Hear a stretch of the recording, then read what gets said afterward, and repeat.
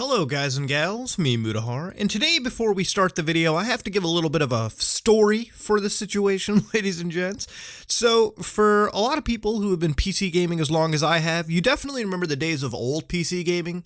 You know, back when we sat down and inserted CD keys and installed it from our actual physical media, and then we had to put up with stupid DRM that made us feel like pirates even though we already purchased the game. I will never get over the fact that buying GTA 4 for the PC made me feel like a total pirate, because not only when I installed the mountain of DVDs that it gave, installed the CD keys, I was still met with Nico's drunk camera, which signified that I had a pirated copy of the game, even though it was activated over Rockstar Social Club and all that nonsense. Now, that might be just petty bullshit from me aside, but there are plenty of games that had similar stories to that. You know, Spore was a big example, but let's move on from that. PC gaming has evolved, and it's gotten a lot better than it used to be. And a lot of it had to do with some of these launchers, Steam for instance, which actually kind of consolidated the process, made it feel a lot more smoother, actually, not a lot less, but a lot more smoother when it came to purchasing our games, downloading our games, running our games. And a lot of launchers have sort of kicked up because Steam has definitely lost some sight on what they should be doing. Now, for a lot of those people wondering what this video is really about, it comes down to a game called Metro Exodus. Now, I've played the other two Metro games. I played them on PC and Xbox One, and they've been a pretty okay time. If you don't know what they are, they're sort of linear, sandboxy, survival horror action first-person shooter games, where the goal is basically to go from level to level, survive, and uncover the stories and all the plots beneath it. It's an interesting set of games, very interesting in the stealth department when they work, of course, and it's a good game. It's a nice atmospheric romp. If you haven't played it, I recommend you give it a chance. It's a fun time. But Metro Exodus is coming out, and it's a showpiece really for PC gaming and some of that NVIDIA ray tracing from what I've seen. So I've been a little interested in it, even from that standpoint. But what kind of kills it for me is looking at the politics of its PC release. Now, apparently, Epic Games has tossed a lot of money around. Epic Games right now is floating in a lot of fucking liquid capital. They've got a lot of that Fortnite money coming in, and they're able to buy exclusives. Now, their exclusive purchases have been weird to me. They recently got the Division 2, which requires you to buy it on the Epic Games launcher, have Uplay running, which is weird as fuck, because if you were going to buy a game that needed to have Uplay, just buy it on Uplay anyways. Why are you getting the extra step in between, right? So Metro, a game that is pretty anticipated. I've seen advertising on it on Steam like crazy. Upcoming game, all that crap. Last minute, completely gets axed. It says, you know what? We're going to release it only on Epic Games. Now, it's left the internet in a really weird situation because this game has a year-timed exclusivity with Epic Games, and there's been some people who are like, I'm going to fucking boycott the game. And to an extent, I almost agree. Let me get this started real quick. I'm not against the idea of competition. When we look back at the earlier video I made where I talked about game launchers and how I find them annoying, I do. I absolutely find having 8 or 9 different launchers or services that I've signed up for to play my games across the system. When I have to Excel spreadsheet where the fuck I bought my game and what launcher I should open, we have a problem. When I said that I liked consoles in that department a little more because I just put in a game or buy a game and it runs off one device, I was okay with that. All right, because even if I only have PSN to deal with, I can still buy the games on disc cheaper around the world, run them, and I have no problem. It's all run from the same box, same service, that's it. I have that issue on PC gaming. That's my problem with it.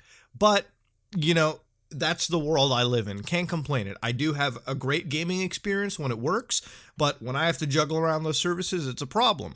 Now you've got services basically exclusive, creating exclusive games between each other. And, it wasn't exactly a new thing. EA does it with Origins. You want to play Battlefield, you can only do it through Origins. You want to play Mass Effect or any of their IPs, you have to play it through their services, at least any game that came out after that requirement. Uplay doesn't do it. Ubisoft releases it both on Steam and I guess now exclusively on Epic and calls it a day, but you can use their own launcher and so on and so forth.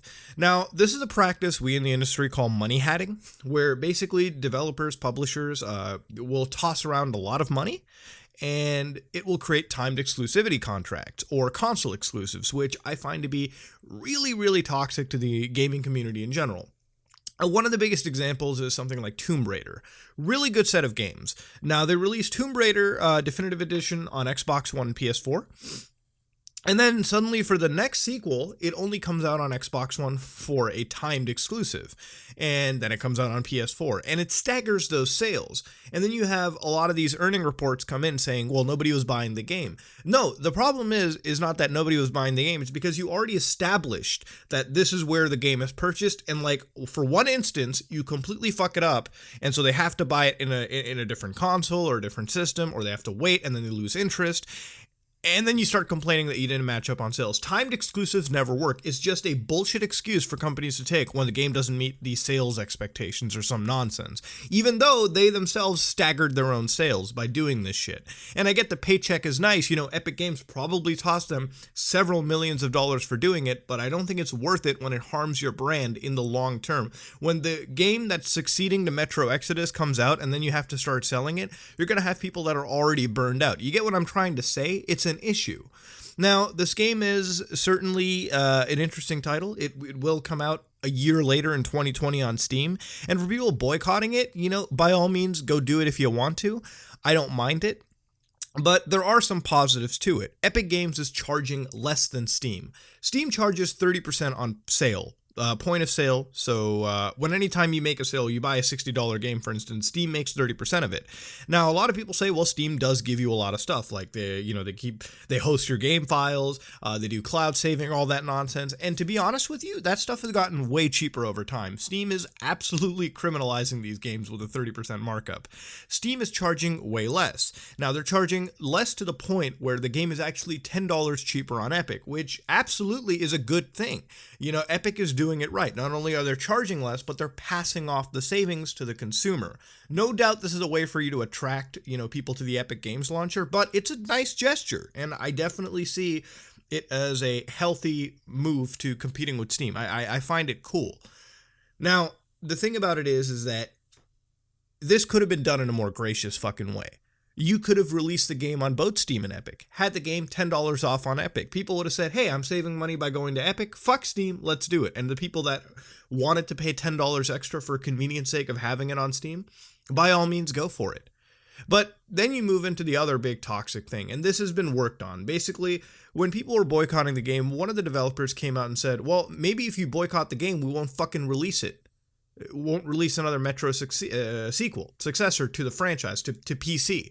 And the team within it said, no, they're wrong. PC is a place we definitely want to sell to, of course, because PC gaming is very alive and well right now. Now, those kind of comments rile back to what I said earlier with a lot of these games, and when you do a timed exclusive and they don't sell too well and developers use it as a bullshit excuse for why it didn't sell, no, it's because you're staggering the fuck out of sales. Will people buy it a year later on Steam? Definitely. But will some people lose interest and not buy the game at all? Probably. All right, it may be a situation, maybe a chance. You get what I'm trying to say? When you stagger your game like this, it's going to be a bad thing overall for your brand. And when it happens, yeah, the money is nice. You sold your soul to the devil, but then you have a shitty time dealing with your product afterwards. You get what I'm trying to say over here? Like, it's one of those situations. So no, when anytime a developer says that kind of shit, I immediately think to my head, it's like, well, you laid your bed. Fuck you. I'm going to do what I want with my money. If you did it, all right, guess what? I'm just going to boycott the title right there. I'm not going to bother with it. But me personally speaking, from a Mutahar sense of view, I don't mind that this game is on Epic Games Launcher. I just mind the idea of having it exclusive for a year. What are we at a point where even our game launchers are now vying for timed exclusivity? It's not even the point that the game isn't coming to PC. It's like the game is on PC. It's just now you have to wait a year between buying it on a platform you want to. We're getting less choice for some weird reason. I don't understand how this works, but that's where we're at in the gaming sphere. So for me personally, I don't mind that it's on Epic Games Launcher. I've used Epic Games Launcher. I played the whole 2 hours of Fortnite. I played my Unreal Tournament, and so far I can say it's an okay launcher. Epic Games is doing a lot that they can to match up to Steam, so kudos on Epic for doing that. I heard they're bringing refunds, they're bringing proper regional pricing, good on their point, good on their part. And even if they're throwing money around, I do not agree with that practice. I find it to be really toxic when Sony, Microsoft, any company does it. So that's my negative towards them. Seeing them bring savings to the platform is absolutely brilliant. I think seeing a $10 off, even if it's $10 is $10, seeing them actually pass the savings on rather than do this and then keep the whole $79.99 for themselves. $79.99 is Canadian pricing. I'm glad to see Epic Games do that, and it's something that Steam needs to get their shit together and start doing. Stop charging developers up the ass for a service that is getting cheaper as the months roll by, and at the same time, deal with the competition properly. Steam can whine and cry about all they want, but at this point, you have caused the rise of all these other companies creating their launchers because of your stupid markup, because of this bullshit. People don't want to pay the console level of percentages when dealing with your nonsense. I mean, it's not exactly there, but you get what I'm trying to say. You are only digitally distributing. You don't have to price your stuff the same as retail. It's entirely been the reason why I've bought some games on PS4 day one. If I'm going to pay $79.99 for a game, I'd rather do it when I have a physical disc with no DRM bullshit, no making me feel like a pirate, when the pricing is entirely the same on PC anyways. If the pricing was $10 off to reflect the fact that I'm getting that the service is passing on the savings to me, then I'll buy it on PC. But Steam, in my department, has been lacking there. And I'm glad to see other launchers sort of respond appropriately to that. But this video has gone on. I've given my points. I've given my explanations. Really, there's no sides to it. It's just looking at it objectively, ladies and gentlemen. If you like what you saw, please like, comment, and subscribe. Just like if you dislike it, I am out.